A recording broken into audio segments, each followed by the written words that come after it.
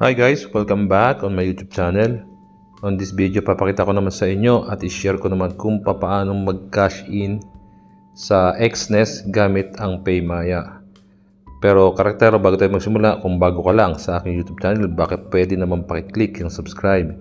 Then click mo na rin yung notification bell para laging updated sa mga bago kong upload na video na pwede pagkakitaan online. And yun na nga mga karaktero, medyo na busy tayo dahil meron tayo ibang pinagkakaabalahan. So balik ulit tayo sa paggawa ng video na pwede natin pagkakitaan online. Now, nagtitrade po tayo gamit ang Xnest. So paano nga ba mag-deposit? So kapag verified na yung account mo, dapat verified mo na siya. Then pwede ka nang mag-direct sa mismong dashboard, makikita mo na kagad yan yung deposit. So i-click mo lang yan. Then pwede kang mag-deposit gamit yung crypto. Pwede ka rin mag-deposit gamit nga yung PayMaya at yung iba pang e-wallet. So in this video, PayMaya ang papakita natin. So click mo lang yung all payment methods. Okay.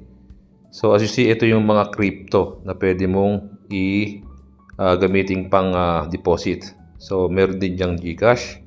So in this video, PayMaya ang gagamitin natin. So sabi dito, almost it will take an hour. So tignan natin. So magdi-deposit tayo ng 5,000 pesos. Okay. So ang total niya sa US dollar is 87.38 US dollar. So click mo lang yung continue.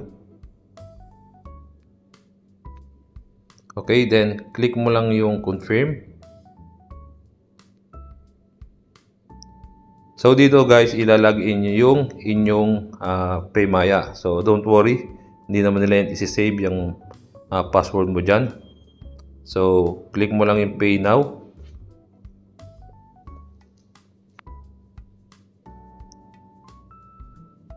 Okay, so as I said, ilalagay mo dito yung mobile number mo and then yung password mo. So yan, papakita ko muna yung laman ng aking PayMaya. So meron akong 7,268.39 pesos. So balik tayo sa Xnest. So yan guys, nilagay ko na yung aking PayMaya number and yung password. Then click mo lang yung login. Then magsisend yan ng one-time password. So make it sure nasa tamang platform kayo ha. So lalagay natin yung OTP. So yan na, nalagay na natin yung ating OTP. Click mo lang yung verify.